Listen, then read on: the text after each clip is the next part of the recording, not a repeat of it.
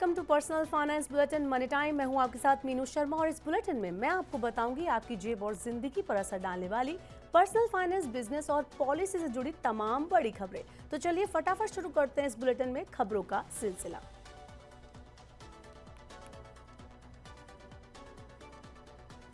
Bulletin की शुरुआत करते हैं एक बड़ी खबर के साथ। भारत और ब्रिटेन ने गुरुवार को एक ऐतिहासिक फ्री ट्रेड एग्रीमेंट यानी एफटीए पर हस्ताक्षर कर लिए हैं। इस एग्रीमेंट के बाद ब्रिटिश विस्की, कारों और अन्य वस्तुओं पर शुल्क कम होगा और द्विपक्षीय व्यापार में हर साल लगभग 34 अरब डॉलर की बढ़ोतरी होने की उम्मीद है। अब इस डील के क्या मायने हैं, इसका क्या फायदा होने वाला है, बताने के लिए हमारे साथ मौजूद हैं हमारे सहयोगी और आर्थिक पत्रकार प्रवीण शर्मा जी। सर, इस डील से भारत के बिजनेस और अर्थव्यवस्था को आप कैसे देखते हैं फायदा होगा? देखिए, ये जिस तरह की डील भारत अमेरिका के साथ करना चाह रहा था, जहाँ पे बात अभी तक फंसी हुई है, एक डेडलॉक हम देख रहे हैं इस साल अप्रैल से लेके अब तक, उसमें एक बड़ी राहत अब भारत को मिली है जो उसने ब्रिटेन के साथ या यूके के साथ एक एफटीए या फ्री ट्रेड एग्रीमेंट किया है। इस ट्रेड डील का दायरा इतना बड़ा है जो कि 34 बिलियन डॉलर का भारत की इकोनॉमी को या दोनों देशों के बीच ट्रेड को एक बूस्ट दे सकता है। अब मैं क्विकली अगर समराइज करूं तो भारत को क्या फ़ायदा होगा। भारत के लगभग 90% प्रोडक्ट्स जो यूके जाएंगे उन पे टैरिफ तकरीबन घट के 0% रह जाएगा। इससे किन सेक्टरों को फ़ायदा होगा? इससे लेदर, टेक्सटाइल, जेनरिक ड्रग्स, आपका एग्रीकल्चरल प्रोडक्ट्स से लेके आपका केमिकल प्रोडक्ट्स तक भारत के जितने भी जो आइटम हैं इनको यूके के मार्केट में एंट्री मिलेगी। यूके को क्या फ़ायदा होगा? यूके के लगभग 90% जो प्रोडक्ट्स हैं उन पे जो टैरिफ हैं उसमें कमी आएगी। एवरेज टैरिफ जो ब्रिटेन के प्रोडक्ट्स पे लगता है वो 15% लगता है, उसको वो घट के अब 3% पे आ जाएगा। यानी दोनों देशों के लिए ये एक म्यूचुअल बेनिफिशियरी डील है। ब्रिटेन की विस्की जो स्कॉच का भारतीय लोग बड़े उनका पसंदीदा है और उसको चाहते थे कि वो सस्ते दाम पे मिले, उसकी कीमतों में आप ये मान के चलिए कि लगभग 150% से वो घट के 75% पे आ जाएगा। इसके बाद आप देख लीजिए कारों का, वहाँ भी जो यूके के कंपनियां हैं उनको फ़ायदा होगा। इलेक्ट्रिक कारें, जो इलेक्ट्रिक व्हीकल हैं, वो आपका कोटा बेस्ड आधार पे उस पर टैरिफ जो है वो 110% से लगभग घट के 10% पे आ जाएगा। यानी एक सर्टेन अमाउंट में यूके की जो ईवी आएंगी भारत पे उन पे सिर्फ 10% का टैरिफ लगेगा। इसके अलावा एग्रीकल्चरल प्रोडक्ट से लेके और जो इलेक्ट्रॉनिक या दूसरे जो इंजीनियरिंग प्रोडक्ट्स हैं इन सभी को बड़ा फ़ायदा होगा। भारत का 2030 तक इन प्रोडक्ट्स का एक्सपोर्ट डबल हो जाने की उम्मीद है। जी, बहुत बहुत शुक्रिया सर हमें बताने के लिए, इतनी डिटेल में हमें जानकारी देने के लिए। ये कहा जा सकता है अब कि जो एफटीए डील है सिर्फ अभी प्रेजेंट में नहीं बल्कि आने वाली पीढ़ियों के लिए भी एक मजबूत रास्ता खोलेगी। बिल्कुल बिल्कुल। देखिए, अब तक भारत ने किसी देश के साथ इतनी बड़ी कोई फ्री ट्रेड डील नहीं की। इसका एक फ़ायदा भारत को ये भी होगा कि जो आपके पीयर हैं, यानी बांग्लादेश हो गया, कंबोडिया जैसे देश जो खास तौर पे टेक्सटाइल में भारत को बहुत कम्पीट करते थे, अब भारत को यूके में एक लेवल प्लेइंग फील्ड मिलेगा इन देशों के साथ कम्पीट करने के लिए। जी, बहुत बहुत शुक्रिया सर बताने के लिए। होपफुली फ्यूचर में हमें और ज़्यादा बेनिफिट देखने को मिलेंगे।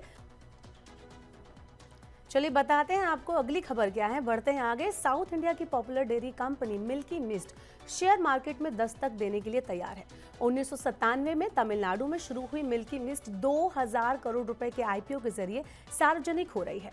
कंपनी की फाइनेंशियल हालत की अगर हम बात करें तो कंपनी का रेवेन्यू लगातार 3 साल से बढ़ रहा है। 2023 में जहां मिल्की मिस्ट 1,03,998.95 करोड़ रुपए की बिक्री कर रही थी, वहीं 2024 में बढ़कर 1,826.86 करोड़ रुपए की हो गई है और 2025 में 2,354.79 करोड़ रुपए तक ये पहुंच गई। यानी कि 2 साल में लगभग 70% की ग्रोथ इस कंपनी ने दर्ज की। लेकिन मुनाफे की बात करें तो उसमें उतार चढ़ाव रहा। 2023 में कंपनी ने 27.23 करोड़ रुपए का शुद्ध लाभ कमाया था, जो 2024 में घटकर 19.44 करोड़ रुपए रह गया। लेकिन 2025 में उछलकर 46.07 करोड़ रुपए तक ये पहुंच गया। एक और आईपीओ पर नजर डाल लेते हैं तो नेशनल सिक्योरिटीज डिपॉजिटरी लिमिटेड यानी कि एनएसडीएल के आईपीओ को लेकर लंबे टाइम से इंतजार किया जा रहा था। हालांकि निवेशकों को अब इसमें जल्द ही निवेश करने का मौका मिलने वाला है। ऐसे में कंपनी ने आईपीओ लॉन्च करने की तारीख का ऐलान कर दिया है। बता दें कि एनएसडीएल भारत में डीमैट अकाउंट और सिक्योरिटीज के डिजिटल ट्रांजैक्शन में अग्रणी कंपनी है, जिसने 1996 में डिपॉजिटरी एक्ट लागू होने के बाद से काम करना शुरू किया था। एनएसडीएल का 4000 करोड़ रुपए का आईपीओ सब्सक्रिप्शन के लिए 30 जुलाई को खुलेगा। यह ऑफर 1 अगस्त तक खुला रहेगा, जबकि एंकर इन्वेस्टर्स के लिए बोली लगाने का जो प्रोसेस है वो 29 जुलाई को शुरू होगा। इस आईपीओ का अलॉटमेंट सोमवार 4 अगस्त 2025 को होने की उम्मीद है। वहीं इसकी संभावित लिस्टिंग 6 अगस्त 2025 को है। ये पूरी तरह से ऑफर फॉर सेल यानी कि ओएफएस पर आधारित है, जिसमें एनएसडीएल के मौजूदा शेयरधारक 5.01 करोड़ शेयर बेचेंगे।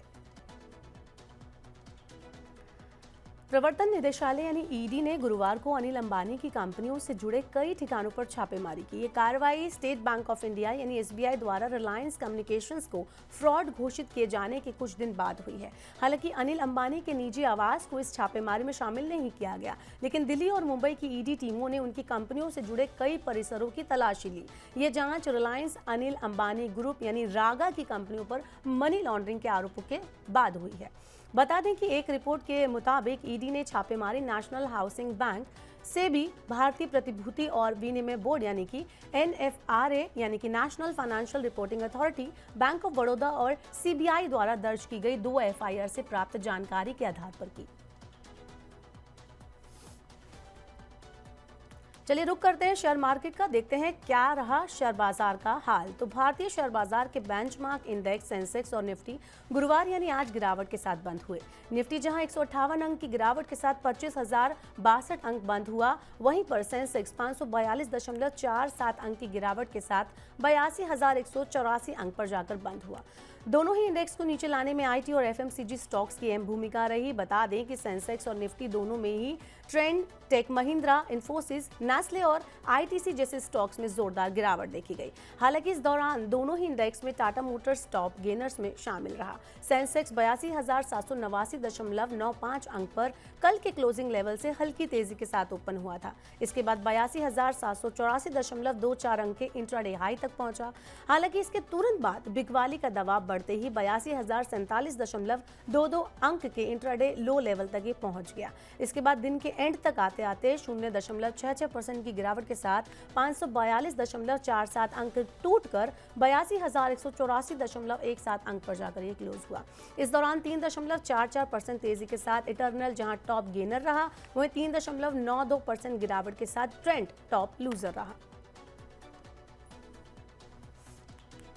चलिए शेयर मार्केट के बाद बढ़ते हैं गोल्ड एंड सिल्वर के प्राइस की तरफ। तो गोल्ड का और सिल्वर का जो आज का भाव रहा उसमें गिरावट हमने आज देखी।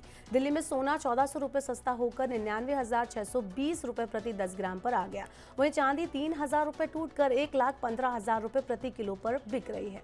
अंतर्राष्ट्रीय बाजार में भी गिरावट देखने को मिली। विदेशों में सोना $24.35 गिरकर 3,362.88 डॉलर प्रति ओंस और चांदी $39.05 प्रति ओंस पर आ गई। अब कीमतों में गिरावट क्यों आ रही है, इसकी बात करें तो विदेशी बाजारों में कमजोर मांग और डॉलर की मजबूती के चलते सोने और चांदी के दाम टूट गए हैं। भारत के पूर्व वित्त सचिव अजय सेठ को अब insurance regulatory and development authority of India यानी इरिडा के नए चेयरपर्सन के तौर पर नियुक्त किया गया। अजय सेठ को ये नई जिम्मेदारी केंद्र सरकार ने सौंपी है। अजय सेठ को ये जिम्मेदारी 3 साल के लिए सौंपी गई। इससे पहले अजय सेठ वित्त मंत्रालय में आर्थिक मामलों के विभाग यानी डीए के सचिव के रूप में कार्यरत थे। बता दें कि अजय सेठ से पहले देवाशीष पांडा आईआरडीआई के चेयरपर्सन थे। देवाशीष पांडा मार्च 2022 में आईआरडीआई के चेयरपर्सन बने थे। वहीं मार्च 2025 में देवाशीष पांडा ने अपने इस पद से इस्तीफा दे दिया था, जिसके बाद से ही आईआरडीआई के चेयरपर्सन के पद के लिए रिक्रूटमेंट प्रोसेस शुरू कर दिया गया था। बढ़ते हैं ऑटो सेक्टर में, देखते हैं क्या कुछ चल रहा है। तो रेनॉल्ट इंडिया ने भारतीय बाजार में अपनी लोकप्रिय फैमिली एमपीवी ट्राइबर का 2025 फेसलिफ्ट मॉडल लॉन्च कर दिया है। कंपनी का दावा है कि फेसलिफ्ट मॉडल डिजाइन, टेक्नोलॉजी और सेफ्टी के मामले में पहले से ही काफी ज्यादा बेहतर बन गई है, लेकिन भारतीय ग्राहकों को ध्यान में रखकर इसकी शुरुआती कीमत 6.29 लाख रुपए रखी गई है। इस तरह अब ये देश की सबसे किफायती 7 सीटर फैमिली कार बन गई है। आपको बता दें कि रेनॉल्ट ट्राइबर फेसलिफ्ट 2025 की इस कार को 5 वेरिएंट में पेश किया गया। इसके टॉप वेरिएंट में वायरलेस चार्जिंग, 360 डिग्री कैमरा और क्रूज कंट्रोल जैसे फीचर दिए गए हैं। ट्राइबर फेसलिफ्ट खास तौर पर उन ग्राहकों के लिए बनाई गई है जो कम बजट में एक परफेक्ट फैमिली कार की तलाश कर रहे हैं। तो ये थी मनी टाइम में आज की तमाम बड़ी खबरें। वक्त हो गया आपसे विदा लेने का। अब आपसे होगी कल मुलाकात। पर्सनल फाइनेंस से जुड़ी खबरों को पढ़ने, सुनने, उनसे जुड़े खास कार्यक्रमों को देखने के लिए आप मनी 9 के YouTube चैनल को जरूर सब्सक्राइब कर लें। साथ ही आज का हमारा मनी टाइम आपको कैसा लगा, नीचे कमेंट बॉक्स में अपना फीडबैक हमें जरूर बताएं। फिलहाल के लिए इस बुलेटिन में इतना ही। बने रहिए मनी 9 के साथ। नमस्कार, शुभ रात्रि।